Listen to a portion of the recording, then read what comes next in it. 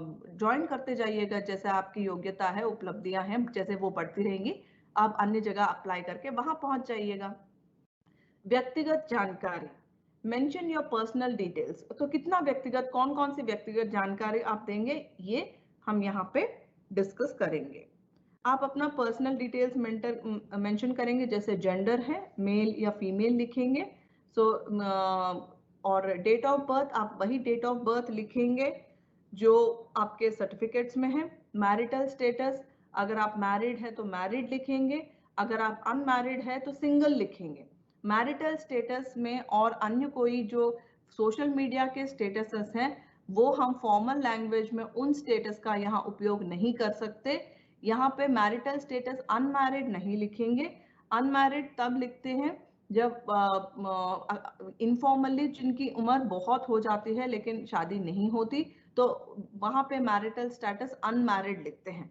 Otherwise single और married. Nation Hindi, और इसको आप अवॉइड भी कर सकते हैं। आप मैरिटल स्टेटस का इंफॉर्मेशन ना देना चाहें, आप नहीं भी देंगे तो चलेगा। And any other information that you feel judicious, for example आपको कुछ और मेंशन करना है इसमें, सो माता पिता का नाम, अगर वो भी जॉब में है तो वो प्रेजेंटली किस पद पे है, कौन सा जॉब कर रहे हैं, वो आप मेंशन कर सकते हैं अगर वो आपके इस जॉब से प्रासंगिक हो। क्योंकि कई बार ऐसा होता है कि अच्छा इनके मम्मी पापा भी वर्किंग हैं और वो इसी फील्ड से हैं, सो इनके पास जो है थोड़ा सा वातावरण है जॉब का, तो इससे एक फैमिली का वातावरण का पता चलता है। कॉन्टैक्ट इंफॉर्मेशन, ये बहुत इंपॉर्टेंट है। कई बार हम रिज्यूम अच्छा बनाते हैं लेकिन उसमें जो कॉन्टैक्ट इंफॉर्मेशन है, जो गैर विषय वस्तु की दृष्टि से ये महत्वपूर्ण भाग है जिसमें कुछ त्रुटियां हो सकती हैं। आप अपना मोबाइल नंबर जो देंगे, ये बहुत ध्यान दीजिएगा कि अगर आपके पास दो सिम है तो और आप दोनों यूज करते हो तभी दोनों नंबर देना, वरना एक नंबर पे फोन किया और उस पे नहीं लगा तो हो सकता है अरे इसके कांटेक्ट इन्फॉर्मेशन नहीं हो रहा है। तो इतने सारे कामों में हम दोबारा उसको कांटेक्ट करेंगे कि नहीं करेंगे, कंपनी वाले, इसका रिस्क रहता है। तो इसीलिए आप वही नंबर दें जो आप अक्सर यूज करते हैं, और नंबर देने के बाद काउंट करें 10 डिजिट्स है कि नहीं। 10 डिजिट्स है कि नहीं काउंट करने के बाद एक बार जैसे नंबर टाइप हुआ है, कई बार इंसान को खुद की गलतियां नहीं दिखती क्योंकि हमें हमारा नंबर याद है, तो हम कितनी बार भी देखेंगे तो हमें लगेगा कि सही तो है। इसीलिए जो नंबर दिया है एक बार उसको डायल करके देखें कि सही नंबर दिया है कि नहीं, क्योंकि डायल करते समय देख के डायल करें, जैसे कंपनी वाले आपका नंबर देख के डायल करेंगे उस तरह से, तब पता चलेगा कि एक आध नंबर इधर इधर हो गया या एक आध नंबर डबल टाइप हो गया।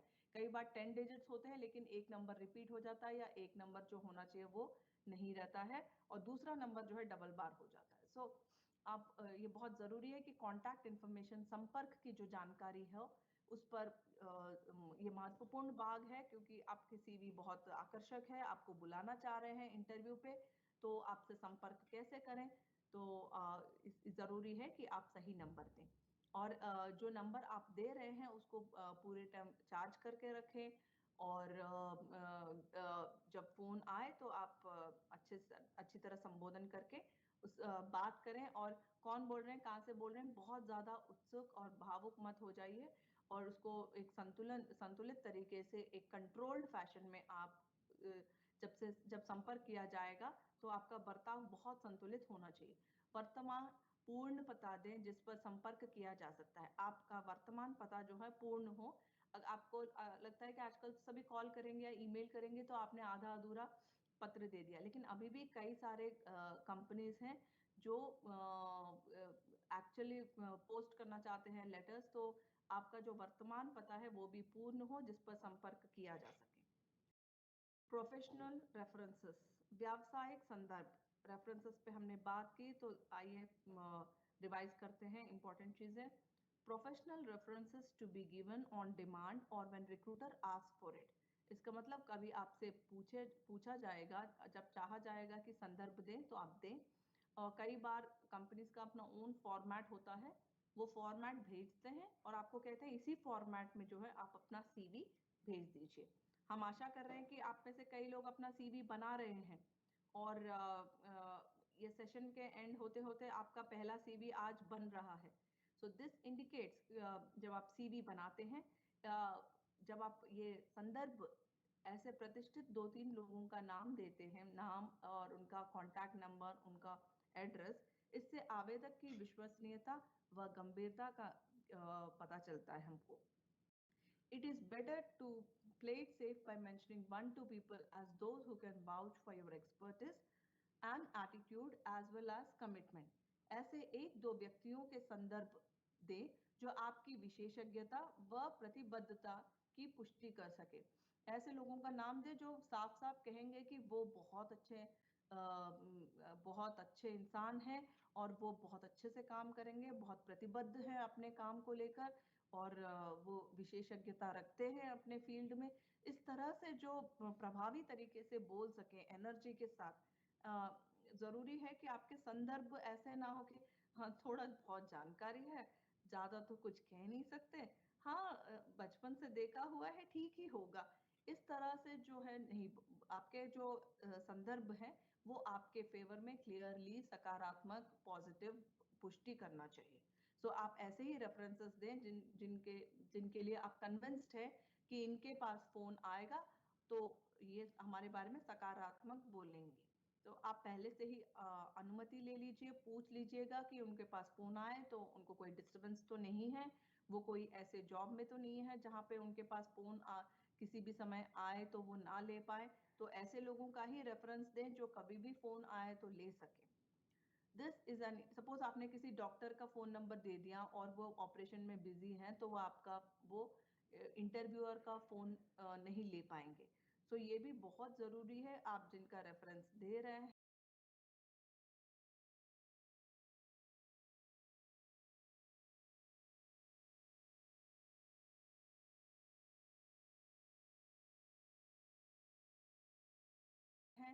तो वो ऐसे प्रोफेशनल हों जो काम के समय या आपका फोन ले सके, इंटरव्यूअर का रेफरेंस फोन ले सके। दिस इज एन इंडिकेटर, जो व्यावसायिक संदर्भ है, this is an indicator you are not shying away from telling the recruiter that you do not have anything to hide and that the recruiter can refer to the professional references as the need arises।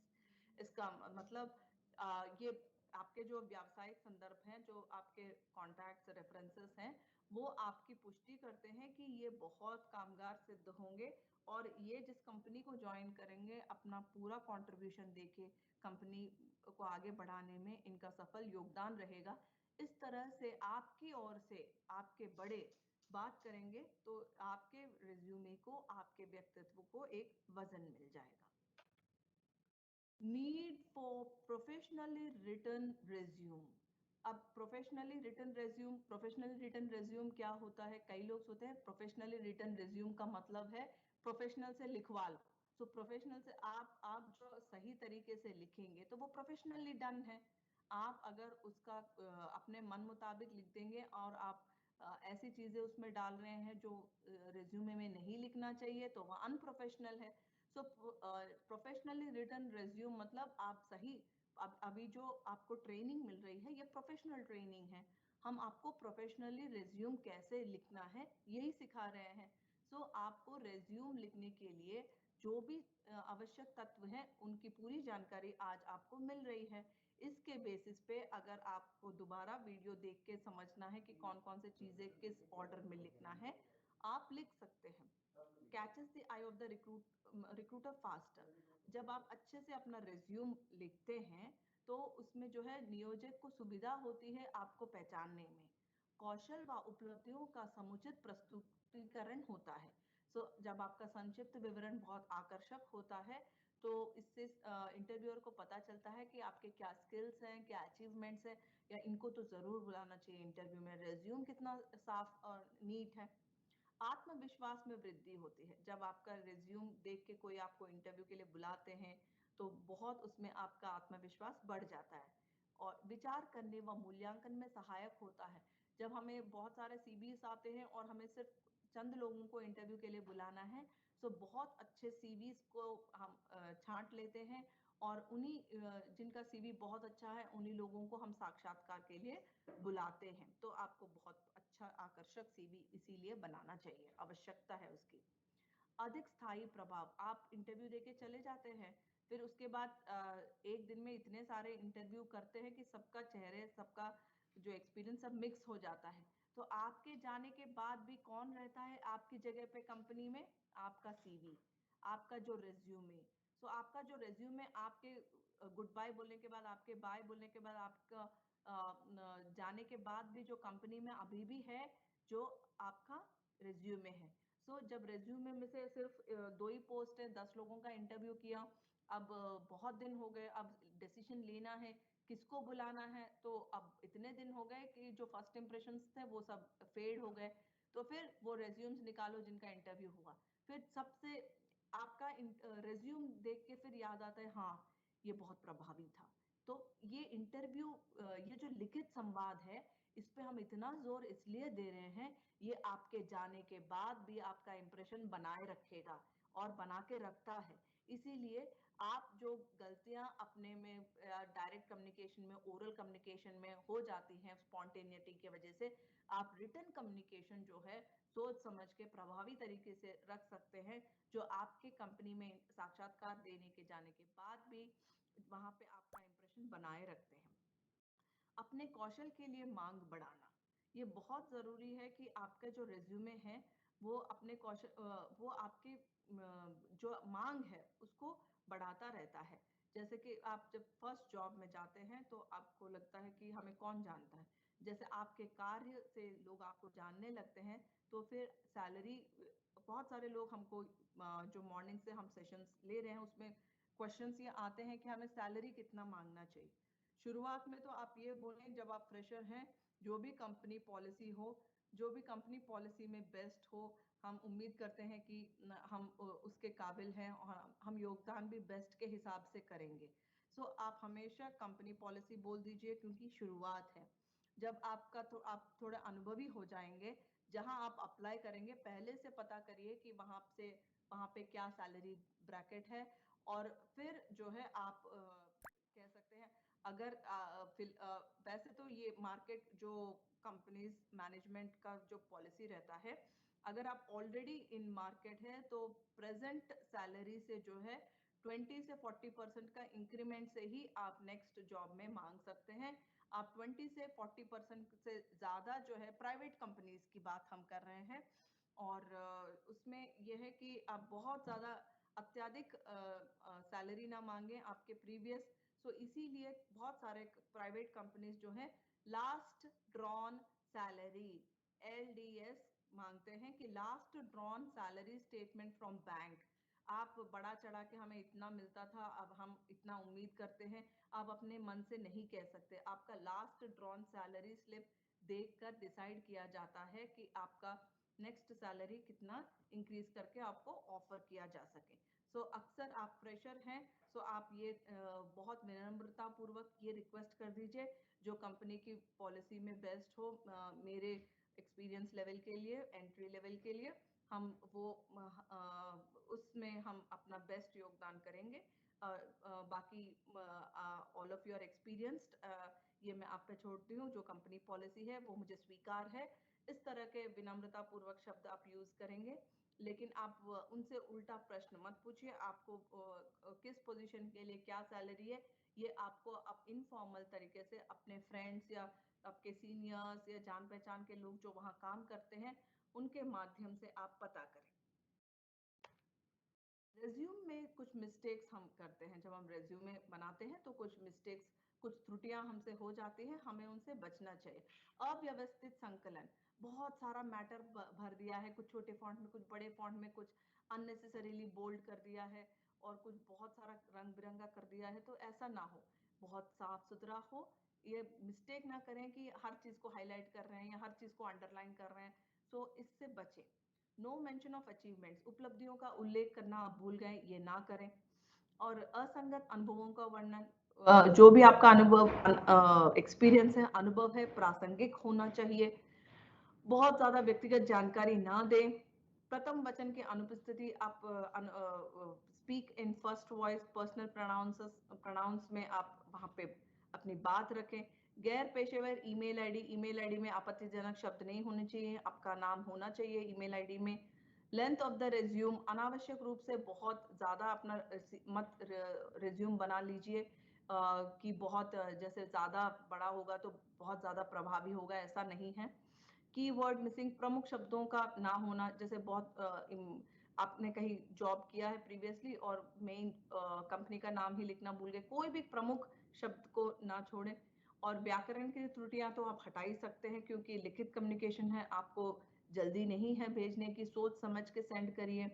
Formatting में errors, कभी आपने कोई format ऐसा चुन लिया कि जो outcome में बहुत ही अलग हो गया और क्लैश कर रहा है दूसरे बॉक्सेस से, तो आप कोशिश करिए फॉर्मेटिंग एरर्स हटा दीजिए।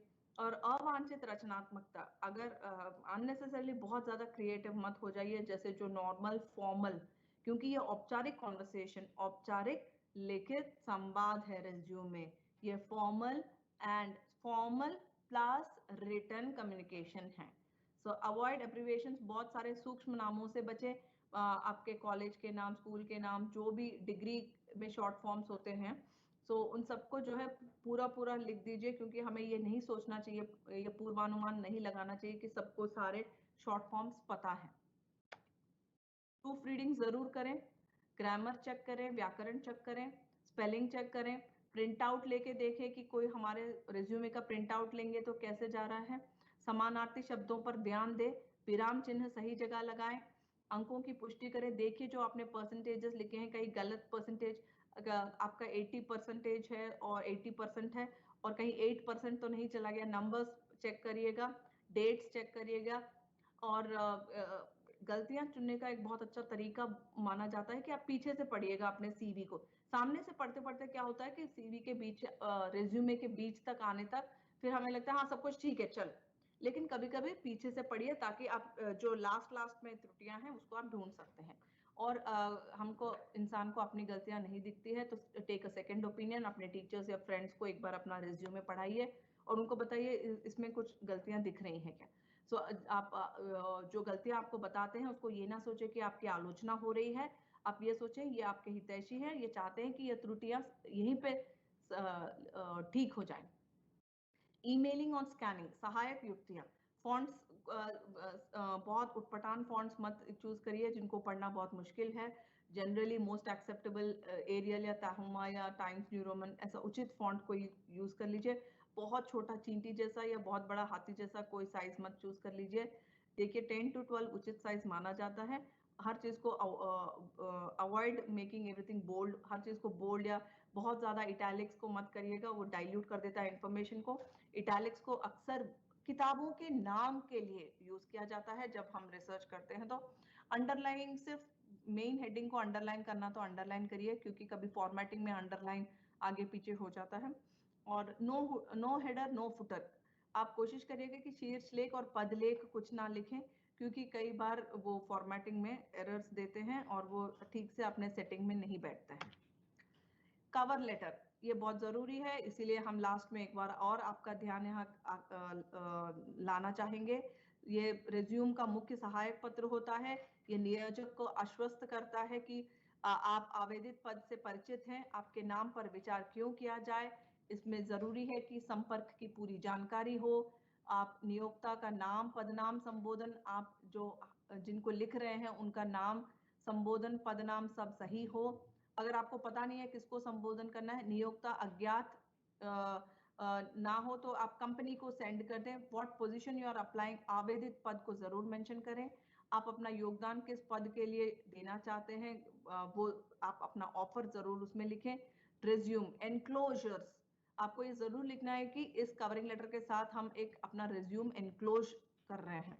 सो अक्सर कवरिंग लेटर जो है, जो ईमेल की मेन बॉडी में भी कवरिंग लेटर को रख सकते हैं, प्लस कवरिंग लेटर रिज्यूम का फर्स्ट पेज भी हो सकता है। मिनिमम 3 रेफरेंसेस आप देंगे और इंटरव्यू के बाद हमेशा एक थैंक यू नोट जरूर भेजना, ये आपको बहुत शिष्टाचार दिखाता है। इन अ नटशल ये सब चीजें हमने अभी डिस्कस की हैं। उद्देश्य, इस सत्र में आपने सीखा मेरी आपसे उम्मीद है कि आप लोगों ने अपना पहला रिज्यूमे आज बनाया होगा। प्रमुख अव्यय आपने देखा, प्रकार के बारे में समझा, कौशल समूह को सम्मिलित किया होगा, विशेषज्ञता के बारे में सोचा होगा, अनुभव साझा करिए, शैक्षणिक विवरण लिखिए, संदर्भ के बारे में सोचिए किनको आप अपना संदर्भ बना सकते हैं, और व्यावसायिक रिज्यूमे आप बनाना शुरू कर दीजिए, और जो त्रुटियां हैं उनको दूर करिए, और कवरिंग लेटर पर भी आप ध्यान दीजिए।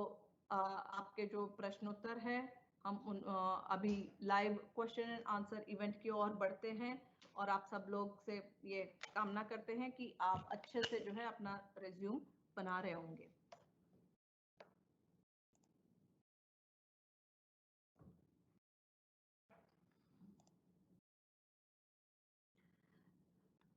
खुशबू ने पूछा है, रिज्यूम में ऑब्जेक्टिव के लिए इफेक्टिव लाइन क्या आप लिख सकते हैं? आपको ये क्या है कि बहुत जितना ओरिजिनल होगा उतना अच्छा है। आपको वो जॉब क्यों चाहिए? क्योंकि आपका जो कंपनी है बहुत प्रेस्टिजियस है, इसमें काम करके हम अपना सौभाग्य मानते हैं। हर कंपनी के हिसाब से आप अपना ऑब्जेक्टिव चूज करके लिख सकते हैं। सीक्वेंस इन क्वालिफिकेशन में कौन हाँ, अच्छा, सीक्वेंस इन क्वालिफिकेशन ये है कि आप हमेशा लेटेस्ट, मतलब आप प्रेजेंट एजुकेशन से पीछे जाइए, ग्रेजुएशन 12th 10th 5th ऐसे पीछे जाइए, आप प्रेजेंट से पीछे जाइए, वो बेटर होता है सीक्वेंस वाइज। मैम, क्या रिज्यूमे में हम सर्टिफिकेट कोर्स को भी इंक्लूड कर सकते हैं? हाँ, अंबिका शुक्ला ने पूछा है कि रिज्यूमे में हम क्या सर्टिफिकेट कोर्सेज को भी इंक्लूड कर सकते हैं? बिल्कुल, सर्टिफिकेट कोर्सेज को इंक्लूड करें। अगर आपके ऐसे बहुत सारे सर्टिफिकेट कोर्सेज हैं जिनमें जो आपके पास है लेकिन आपको उन कंटेंट भूल गए हैं, तो ये ना सोचे कि इसके बारे में पूछेंगे तो हम जवाब नहीं दे पाएंगे और उनको छोड़ दें। इंटरव्यू में जाने से पहले जो भी आपके सर्टिफिकेट कोर्सेज के बारे में आपने मेंशन किया, थोड़ा थोड़ा उन सब के बारे में पढ़ के जरूर जाइएगा। What is video resume? Video resume is actually a kind of video interview, जिसमें आप जो भी रेज्यूमे में लिखते हैं वो आप अपना वीडियो बनाते हैं। My name is so and so, my address, my educational qualification. So कई लोग चाहते हैं कि इससे आपका कहने का कौशल भी पता चल जाता है, जो भी आपने लिखा है। I passed out graduation in 2021. I did my 12th from so excellent school. So ऐसा करके आप जो लिखते हैं उसको आप वीडियो बनाते हैं, वो वीडियो रिज्यूमे है। अगर किसी के पास टीचिंग का एक्सपीरियंस है और उसे ई कॉमर्स कंपनी में जॉब करने के लिए रिज्यूम देना है, तो एक्सपीरियंस के कॉलम में फ्रेशर लिखें या टीचिंग एक्सपीरियंस? जो प्रखर ने पूछा है, एक्सपीरियंस कॉलम में आप ये कर सकते हैं कि जो टीचिंग एक्सपीरियंस है, ई कॉमर्स कंपनी में बहुत प्लेसमेंट एंड ट्रेनिंग का एक सेपरेट डिवीजन होता है जो उनके ह्यूमन रिसोर्स डेवलपमेंट डिवीजन के अंतर्गत आता है। सो आप टीचिंग को, यही तो हम टारगेटेड रिज्यूमे की बात कर रहे हैं, आप ट्रेनिंग एक्सपीरियंस करके, training students, so teaching students is actually training students. So targeted resume में आप उसको कहिए कि हम ई कॉमर्स कंपनी में ट्रेनिंग एंड प्लेसमेंट सेल में हम अपना योगदान दे सकते हैं। ऐसे कौन से पॉइंट्स हैं जो रिज्यूमे को लेस इफेक्टिव या लेस इंटरेस्टिंग बना देते हैं? कौन से पॉइंट्स हैं? आप अपने बहुत बचपन के जो अचीवमेंट्स है, बचपन में KG1 में, UKG में हम जो है लेमन एंड स्पून रेस में सेकंड आए थे, ये काफी इंटरेस्टिंग लगता है। लेकिन अभी जो रोजगार के लिए आपको उपलब्धियां लिखनी है तो वो लेटेस्ट अचीवमेंट्स होना चाहिए। तो हम सैक रेस में फर्स्ट आए थे, लेमन एंड स्पून में सेकंड आए थे, ये जो है अत्यधिक डिटेल्स जरूरी नहीं है। मैम, हम रिज्यूमे में यदि सोशल वर्कर हैं तो हम उसका भी विवरण दे सकते हैं? बहुत अच्छा, पूजा जाटव ने पूछा है, अगर हम सोशल वर्कर हैं तो रिज्यूमे में जरूर देना चाहिए, क्योंकि सामाजिक कार्य, सोशल वर्क ऐसा है और लोगों को प्रेरित करना चाहिए। कई लोगों को लगता है कि हम दूसरों को क्या हेल्प कर सकते हैं। जरूरी है कि सब लोग सोशल वर्क केवल पैसे देकर ही करें। हम लोग अपना सेवा किसी भी तरीके से कर सकते हैं, किसी के साथ बैठ के उनकी बातें सुन लेना, किसी बुजुर्ग के पास, वो भी सेवा होता है। तो एक्चुअली कोई भी चीज जो है, सोशल वर्क बहुत जरूरी एक्सपीरियंस होता है। एंड जो कंपनीज के कॉर्पोरेट सोशल रिस्पॉन्सिबिलिटी डिवीजन होता है, जिसमें उनको बड़े कंपनीज को सामाजिक कार्य में इन्वॉल्व करना होता है, तो आपका सोशल वर्क ऐसे कंपनीज में बहुत उपयोगी होगा। हमारे पास डिग्री है, केवल एक्सपीरियंस नहीं है, तो रिज्यूमे में किस तरह प्रभावी बनाएं, क्योंकि वर्तमान में सभी जगह पर एक्सपीरियंस को प्राथमिकता मिलती नहीं, है। एक्सपीरियंस को प्राथमिकता मिलती है, लेकिन सभी लोगों ने कहीं ना कहीं मोहित स्टार्ट किया होगा।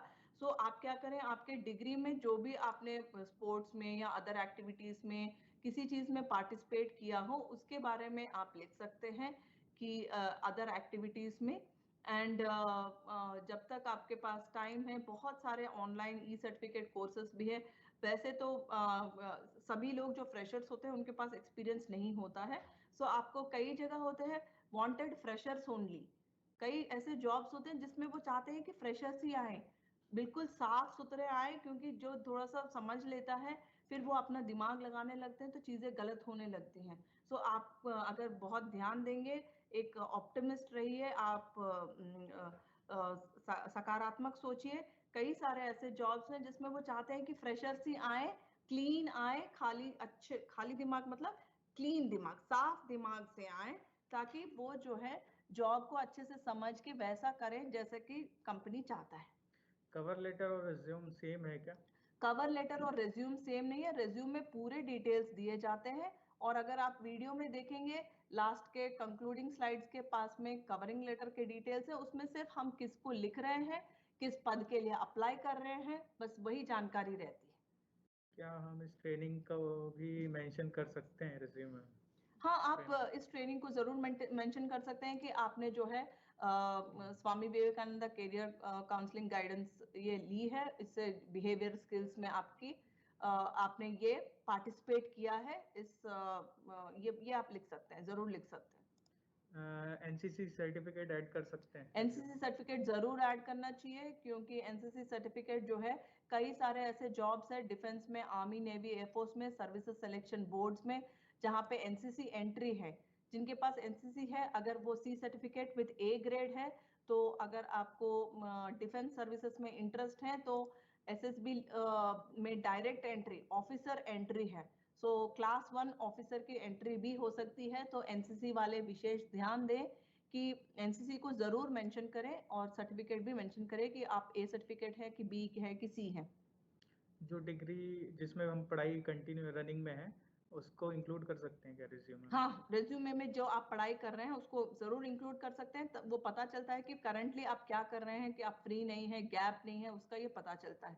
आप जो प्रेजेंटली स्टडी कर रहे हैं उसको आप जरूर दे सकते हैं। आप टीचर का रेफरेंस दे सकते हैं, लेकिन अगर 2-3 रेफरेंस है तो कोशिश करिएगा कि अलग अलग फील्ड से हो, एक तो कम से कम उस फील्ड से हो जिस फील्ड से आप अप्लाई कर रहे हैं।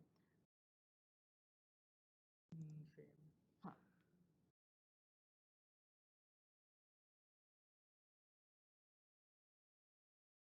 यस, एक्चुअली अगर आप अलग अलग सेक्टर में जॉब अप्लाई करते हैं ब्रजेश, तो जरूरी है कि आप थोड़ा सा अपने सीवी को जो है इस तरह से टारगेटेड रिज्यूम बनाएं, ताकि आपका सीवी लगे कि रेलेवेंट है और आपको बुलाना चाहिए। आप सबने बहुत इंटरेस्ट के साथ सुना और इतने इंटरेस्टिंग सवाल किए कि उनको जवाब देने में भी हमको बहुत अच्छा लगा। इसी के साथ ये सत्र हम यहाँ समापन करते हैं। RCVP Noronha Academy of Administration and Management से हम सब बहुत बड़ी टीम है, हम यहाँ पे जो आपके सामने ये प्रोग्राम लेके आए हैं, हम सबकी ओर से हम आप तहे दिल से आप लोगों को बहुत बहुत बधाई देते हैं इन एडवांस की आप जहाँ पे भी इंटरव्यू में जाएं सफल रहे।